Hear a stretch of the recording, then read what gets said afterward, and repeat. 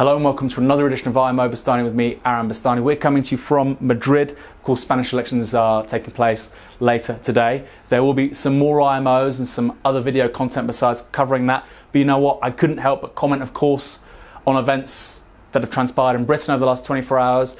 Hilary Benn, of course, sacked last night by Jeremy Corbyn around 12:50. Hilary Benn was effectively trying to foment a coup against Corbyn, it seems. A couple of days ago, Anne Coffey and Margaret Hodge submitted a letter to the Parliamentary Labour Party chair.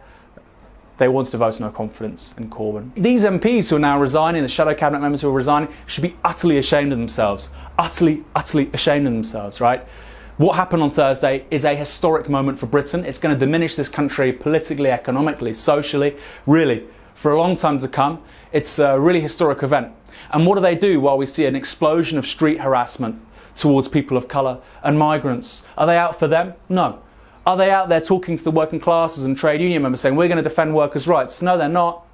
What are they doing? Are they saying we're going to get the best deal possible for Britain, leaving the EU, so we make sure any recession is minimal, so that living standards don't slide? No, they're not. They're making phone calls to Patrick Winter at The Guardian, they're making phone calls to mainstream media journalist friends and to colleagues in the party saying, how do we unseat this guy? Because that's what we want, it's best for us, it's best for our ambition, because we're so small-minded, we only care about ourselves, our careers, not the people we serve, not the members, certainly not the general public. Selfish, spineless, worst of all, no plan. That's what angers me the most. Hilary Benn, Margaret Hodge, Jamie Reid, all these people saying Corbyn can't win a general election. Well, who's going to stand against him? Who's going to win? Who's going to go to the membership saying, I can deliver, he can't?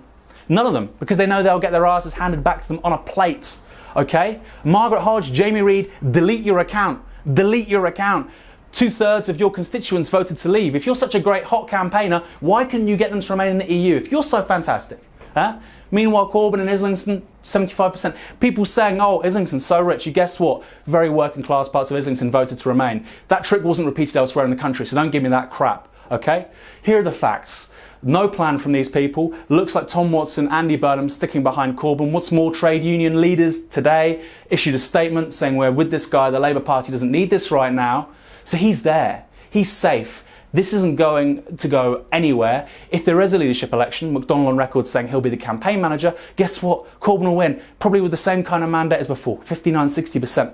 Okay? This is utterly pointless, self-defeating, devastating for the kinds of people that Labour should be serving, why they're meant to be in politics. The Tory party is historically divided. Britain is on a trajectory that nobody had anticipated. We're seeing a rise in racism, xenophobia, the most pathetic, poisonous politics, which even led, it seems, to the death of a Labour politician. And these people do this. It's unforgivable. People are saying they should be deselected. I don't know. But I certainly don't think they have a place in a progressive party which is looking out for the 99% of this country.